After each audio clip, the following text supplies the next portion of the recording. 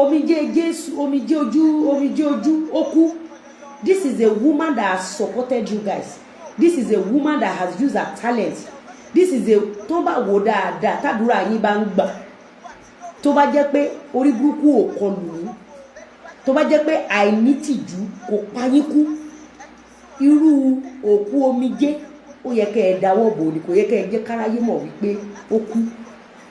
So nǹkan tẹ́ ń sọ fún wa sì ni pé tí a bá rí ọmọ kékeré tó fẹ́ fi ohun ẹ̀ àbí tó fẹ́ fi support Christianity ẹ gé wọn lulẹ̀ ní kékeré. Ẹ̀yin tèmi, Lizzy Anjorin tó ti sọ̀rọ̀ nípa arábìnrin tí a mọ̀ sí Omije Oju mi, arábìnrin tó kọ orin yìí tí ó jáde láyé láìpẹ́ yìí. Lizzy Anjorin tó ti sọ̀rọ̀ nípa rẹ̀ o. Ó sọ̀rọ̀ nípa rẹ̀ o ní wípé nígbà tí arábìnrin yìí tí ó wà láyé o, àwọn èèyàn ò support rẹ̀, wọn ò ṣe nǹkan kan fún arábìnrin gbogbo bí ó ṣe wà ní orí sickbed. Ẹ̀yin èèyàn wa, kí ló tún ṣẹlẹ̀ báyìí? Lizzy Anjorin tó ti sọ̀rọ̀, ẹ jẹ́ ká gbọ́ nǹkan tí ó sọ ní ìparí. There are some things sórí tí àwọn babaláwo bá ń sọ pé wúwo lẹ́nu àwọn wo, because àwọn babaláwo mọ̀ pé àwọn nǹkan kan wà tó bá dé ta ó máa lé àwọn èèyàn.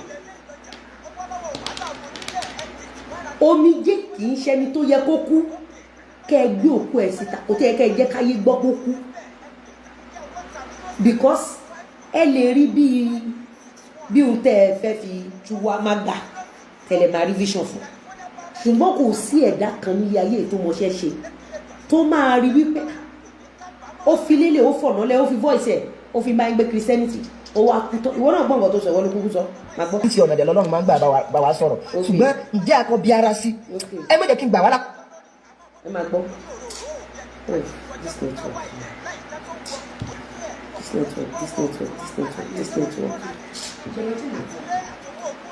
No.